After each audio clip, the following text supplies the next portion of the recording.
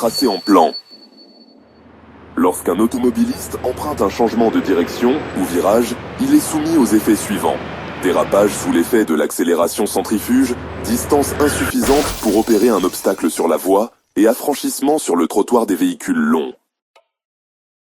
Afin d'épargner les usagers de ces problèmes, il est recommandé d'exécuter des raccordements circulaires pour les voies tertiaires, dont les caractéristiques géométriques sont détaillées dans le 2. Ces raccordements doivent justifier les conditions suivantes.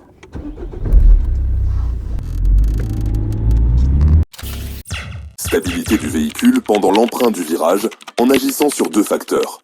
Le rayon de raccordement, qui dépend de la vitesse de référence, du coefficient de frottement des pneus avec la chaussée et de l'accélération de la pesanteur, voire 3 et 3. Le relèvement des virages, ou dévers, qui génère une force opposée à celle qui tend à éjecter le véhicule vers l'extérieur du virage. Assurer une distance de visibilité dans les virages pour permettre au véhicule de s'arrêter avant d'atteindre un obstacle. Envisager des surlargeurs dans les virages permettant aux véhicules longs de franchir les virages sans que leur gabarit n'empiète sur le trottoir. Ce type d'opération est utilisé dans les voies secondaires et primaires. Par ailleurs, il est recommandé d'éviter les grands alignements, surtout pour les voies projetées sur des terrains accidentés. Ces alignements, en plus d'être coûteux à réaliser, posent des problèmes d'éblouissement et de monotonie. En quoi ces aspects permettent-ils d'aborder l'étude du tracé en plan? Le tracé en plan d'un réseau de voirie est la projection verticale de l'espace occupé par ce réseau sur un plan horizontal. Ce tracé est composé d'un ensemble d'alignements droits qui se croisent en certains points d'intersection appelés sommets qui donnent lieu, dans la voirie, aux virages et carrefours.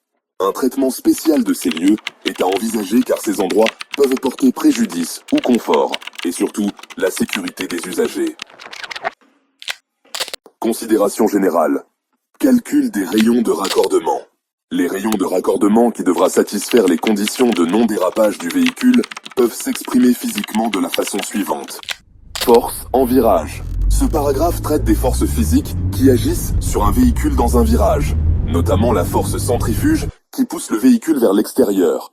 Force en jeu, mv au carré divisé par r. Force centrifuge qui tend à pousser le véhicule hors du virage. P fois sin de A. Composante tangentielle du poids du véhicule, c'est-à-dire la force gravitationnelle agissant sur la pente du virage.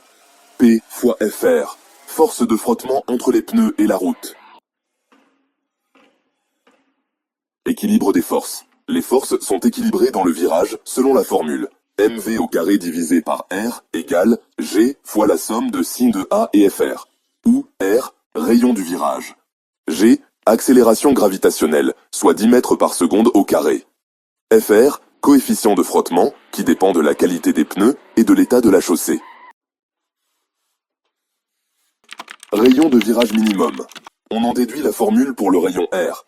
R égale VR au carré divisé par G, fois la somme de sin, de A et Fr.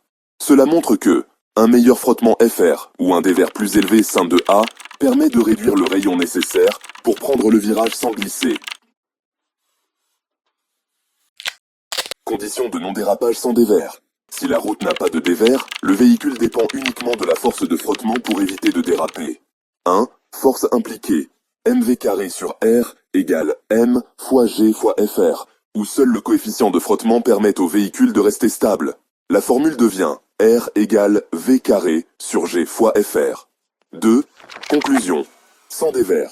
Un bon frottement est essentiel pour éviter que le véhicule ne sorte du virage. Distance de visibilité.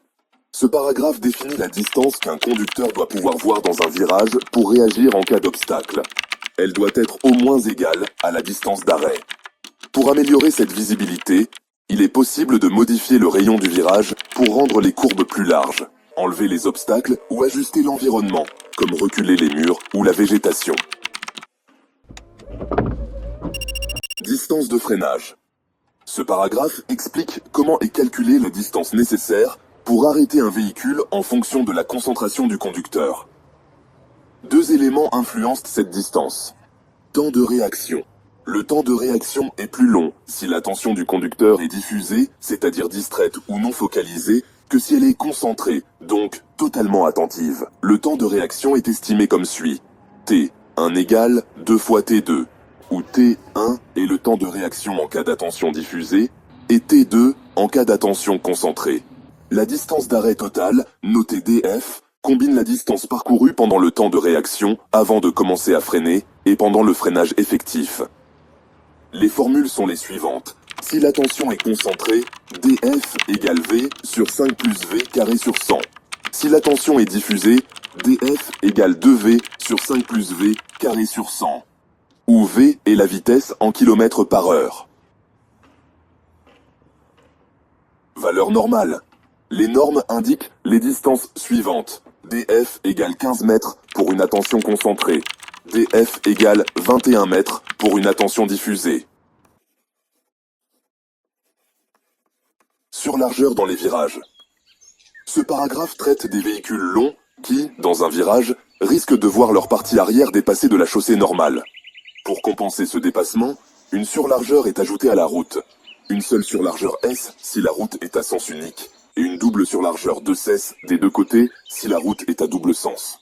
Ce concept est important pour éviter que ces véhicules ne sortent des limites de la route, en particulier dans des virages serrés.